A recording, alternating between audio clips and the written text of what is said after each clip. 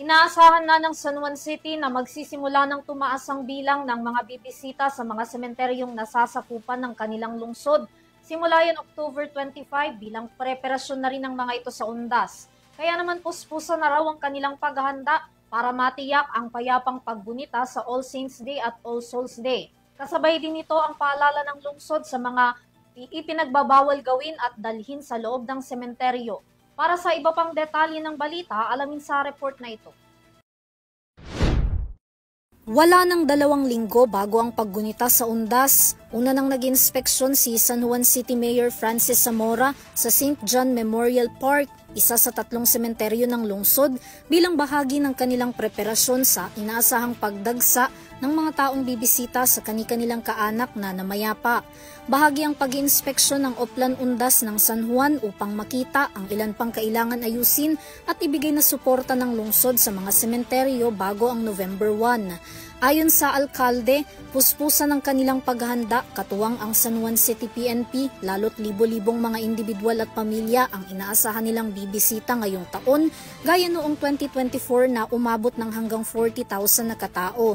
Kasabay nito, inanunsyo rin ni Zamora na 6 a.m. hanggang 12 midnight na ang visiting hours sa San Juan Cemetery. Isang linggo. In fact, starting October 25 up to November 2 ay magiging 6 a.m. to 12 a.m. na po ang operating hours ng ating San Juan Cemetery. At noong November 1 last year nga po ay 28,000 ang naitala nating dumalaw sa loob lamang ng isang araw. At sa kabuuan po ng Undas 2024 ay 40,000 po ang naitalang dumalaw po. So yan po ay napakaraming tao sa loob po ng ilang araw lamang. Kaya dapat talaga ay meron tayong ganito mga preparasyon pagdating sa panahon ng undas upang mapanatiling natin ang katahimikan. At ito po, meron na po kami tinatawag na security deployment. Mag-start po kami ng ito po 25, October 25 hanggang November 2. So, maglalagay po tayo ng police assistance desk, katulong po natin yung administration ng cemetery,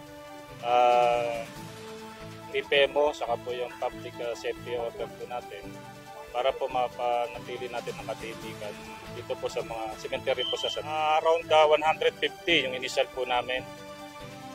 Yung talagang dedicated lang po para dito sa undas. Pareho lang din daw ang mga paalala at paghahanda nila ngayong taon para sa mga San Juaneños, lalo na't sa nakalipas na mga taon, wala silang naitalang mga di kanais-nais na insidente habang undas. Wala naman po masyadong pagkakaiba dahil relatively peaceful naman talaga sa San Juan. According to sa staff ko, wala naman po tayong recorded incident last sa mga previous pa na undas natin. Pero historically, we have never had any security or peace and order concerns sa ating San Juan City Cemetery. Kaya nga po, taon-taon natin itong ginagawa, ang ganitong inspection before yung actual undas season to ensure na yung protocols ay nasusunod. Samantala, kabilang pa rin sa mga ipinagbabawal na dalhin sa loob ng sementeryo sa mismong araw ng undas ang anumang uri ng matatalim na bagay, mga inuming nakalalasing at bagay na lilikha ng malakas na ingay. Hindi rin pinapayagan sa loob ang pagtitinda ng walang permit at pagpasok ng anumang klaseng sugal. Bukod sa taon-taon ng paalala ng lungsod sa mga bumibisita dito sa sementeryo, mahigpit din na ipinagbabawal ang pagtatapon ng basura kung saan-saan. Hindi rin pinahihintulutan ang pagkabit ng kuryente lalo na kung walang mayor's permit. Bawal din ang pagpapasok ng motorsiklo at anumang uri ng bike dito sa loob ng sementeryo. Sa kabila naman ng naipaulat ngayon na pagdami ng mga taong nagkakaroon ng malatrang kasong sakit, binigyang diin ng San Juan na hindi sila magpapatupad ng mandatoryong pagsusuot ng face mask sa mga dadalaw. Sa halip, nasa mga ito na raw kung nais nilang magsuot o hindi. Gayunpaman, handa raw silang ipatupad ito kung magmumula sa kautusan ng national government. Wala naman tayong sinasabing bawal magsuot ng face mask. No? It is really up to them if they feel that they are at risk when it comes to their health. Option naman po nila. Ngunit yung sabi mong mandatory pagsuot ng face mask, sa ngayon, wala naman pong ganong policy. But just in case, if the national government will